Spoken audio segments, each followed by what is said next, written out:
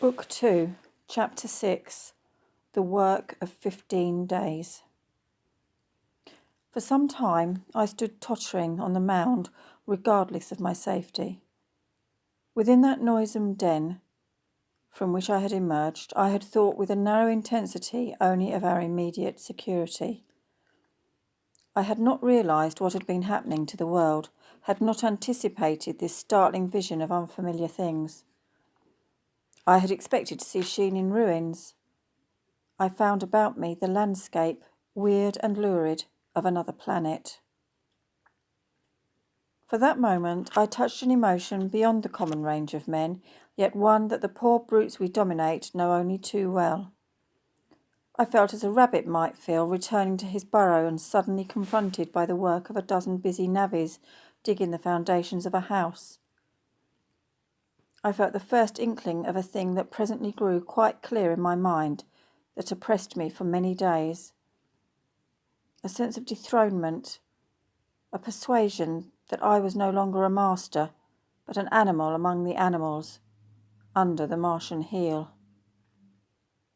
With us it would be as with them, to lurk and watch, to run and hide. The fear and empire of man had passed away. But so soon as this strangeness had been realised, it passed, and my dominant motive became the hunger of my long and dismal fast. In the direction away from the pit, I saw, beyond a red-covered wall, a patch of garden, unburied. This gave me a hint, and I went knee-deep, and sometimes neck-deep, in the red weed. The density of the weed gave me a reassuring sense of hiding. The wall was some 6 feet high, and when I attempted to clamber it, I found I could not lift my feet to the crest.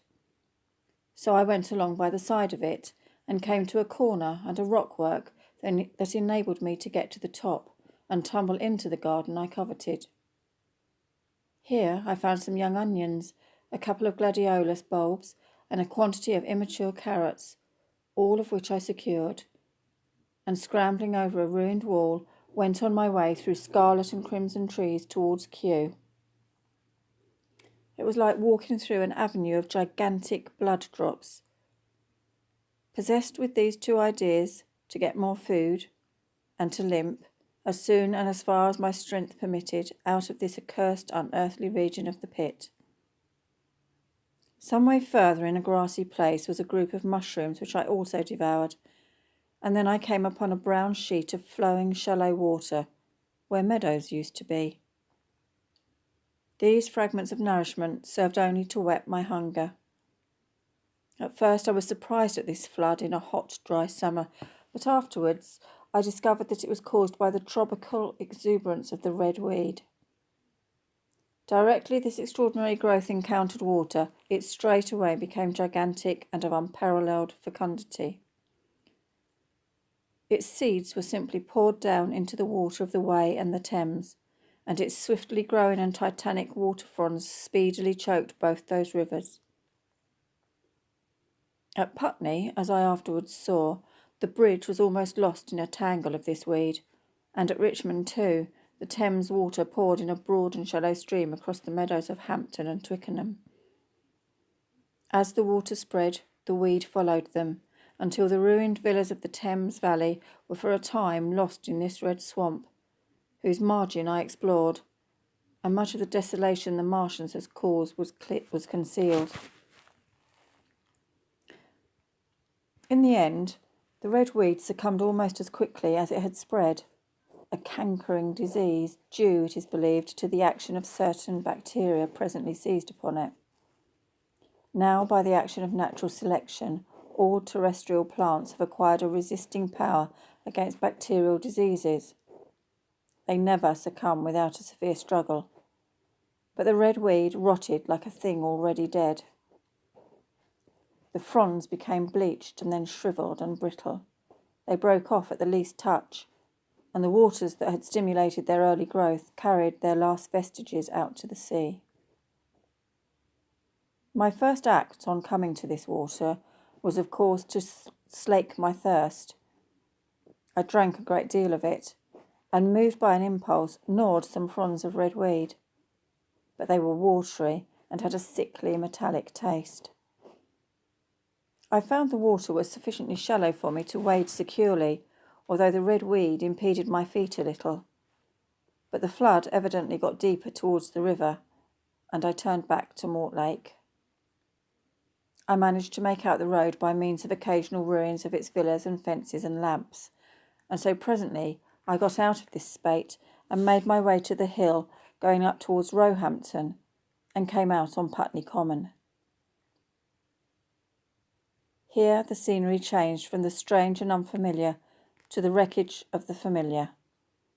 Patches of ground exhibited the devastation of a cyclone, and in a few score yards I would come upon perfectly undisturbed spaces, houses with their blinds trimly drawn and doors closed, as if they had been left for a day by the owners, or as if their inhabitants slept within.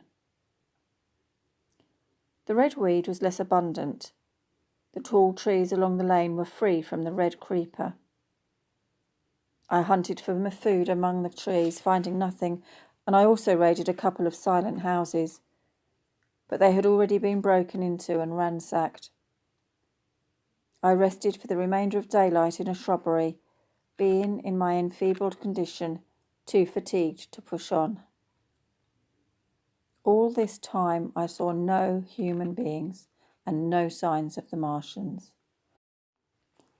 I encountered a couple of hungry-looking dogs, but both hurried circuitously away from the advances I made them. Near Roehampton I had seen 2 human skeletons, not bodies, but skeletons, picked clean, and in the wood by me I found the crushed and scattered bones of several cats and rabbits and the skull of a sheep.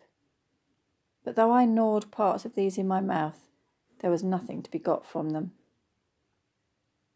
After sunset, I struggled on along the road towards Putney, where I think the heat ray must have been used for some reason.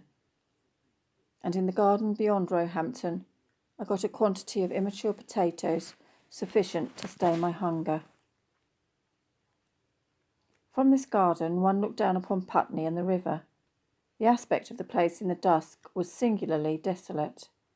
Blackened trees, blackened, desolate ruins, and down the hill the sheets of the flooded river, red tinged with the weed.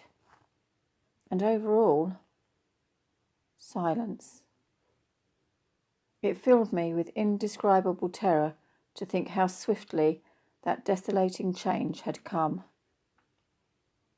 For a time, I believed that mankind had been swept out of existence, and that I stood there alone, the last man left alive.